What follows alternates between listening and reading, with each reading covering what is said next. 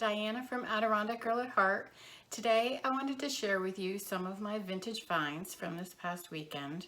My sweet husband and I hit one garage sale and one estate sale. And earlier in the week I went to a thrift store that focuses on crafting supplies. It benefits women who've been abused or who have been trafficked. It's called Eyes Wide Open and it's located in Schenectady, and it's a great place to buy supplies because they're really reasonably priced, and it's also a great place to get rid of any of your excess supplies that you're no longer interested in using. They'll take your donations and give you a receipt so you can take a tax deduction. So why don't we start with those finds? Of course, they're all craft related. You can find thread there, 5 spools for $1. And I make cute little Christmas ornaments or Christmas decorations with thread spools by putting bottle brush trees on them and decorating them. I will link to that blog post below. So I got these 3, and then these 2 are, I believe they're silk thread, and this is really saleable on eBay. People who tie flies for fishing like to buy silk thread, so I have a little collection going. I'll sell a bunch of it for $10 or $15 or $20 depending on how many spools there are. Their thimbles are $1. This is a little brass thimble. Most of the ribbon is 25 cents. I use this in the same craft that I use the spools for, and this roll was even 10 cents. You can't beat $1, right, for ribbon. And then buttons are the third part of the thread decoration. I wrap the ribbon around the spool and then decorate it with a button or other little small embellishment, and then the tree is on the top. So this jar, nice vintage ball jar, was $3. It was filled to the top, and I weeded some out. I have a blog post all about collecting vintage buttons, and so I pulled these out because some are glass and some are metal, some are mother of pearl, and I want to photograph them separately and maybe add them to that blog post. And then I pulled these out to use for the thread spool Christmas decorations. And what's left, I think I will sell this just as it is, probably for $10. I bought a bag of separate buttons for $1. There's some pretty ones in there. And when I got home, I discovered what I think is a Bakelite, a black Bakelite, probably a fur clip of some kind. On the back, you can see right there, the clip is broken, but people love to buy Bakelite and repurpose it or decorate with it in some way. So I'm going to test it real quick while we're here. I'm using Simichrome today. It's a metal polish. It's pink, but after you rub it on a piece of Bakelite, of true Bakelite, it turns the cream yellow. So let's see what happens here. It is turning yellow.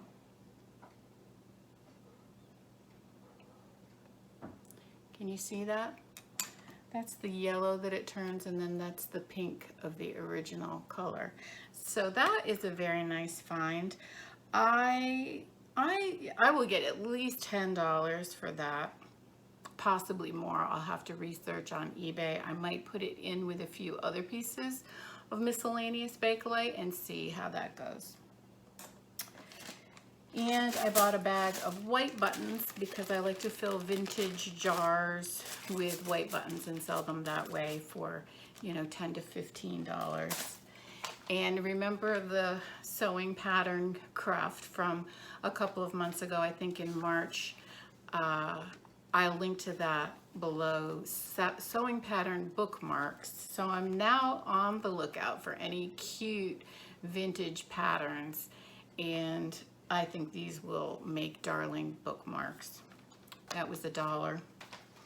And then a package of matte paper. I like to print out my photographs on matte paper, and any printables that I want to look nice. And this costs $1, so you just really can't beat that. I picked that up there. Okay, so now to the estate sale. The estate sale was super picked over. It was on its second day, and it is by a company that I really like. Their prices tend to be really reasonable. They're called Access. So if you're a local video watcher, then look for Access advertisements on estatesale.net. I really like their sales. So for $2, I bought 2 folding rulers. I turned them into stars at Christmas. You can make one big star, or you can break it in half and make 2 little ones. And I put little homemade wreaths on them, and I sell them for $12 each. So I will link to that blog post also. And so for $2, I got the folding rulers. I got a yardstick. I have a whole bunch of projects using vintage yardsticks on my blog. And I got this linen towel. It is of Monticello, Jefferson's Home, and it's kind of toile looking. Just thought it was really pretty. So for 50 cents, I might throw it in with another linen towel and sell it on Etsy. They do sell there. And so now to the garage sale. I bought a number of little golden books. They were 50 cents each. Several of them are A editions. And do you remember how you tell? A edition means first edition, and you look for the letter in the spine. I hope you can see that is an A. It means it's a first edition, and they are more collectible than any other edition. This is a brand new one for me. I've never seen it. I'm hoping that it's going to be worth some money on eBay, where I have sold a few more valuable little golden books. You can also sell a bunch of them together, but if they're not first editions in good shape, you're not going to make a lot of money off of them. Here's another first edition.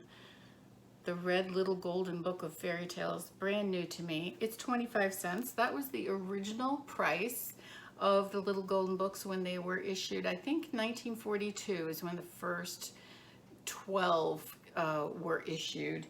The exercise book is 29 cents. So we know that that's after, I believe 1964 is when they raised the price from 25 to 29 cents. Here's another new to me little golden book, Romper Room. That will appeal to little golden book collectors and people who loved and remember Romper Room. I don't remember it as a child, but I have seen it since then. This one's 25 cents, also a first edition. And here, I bought the rest not to sell, but to use for crafts. I've been using the same bookmark techniques that I used with the sewing patterns with children's books, and there are some nice illustrations in these. So there's Noah's Ark, Yogi Bear,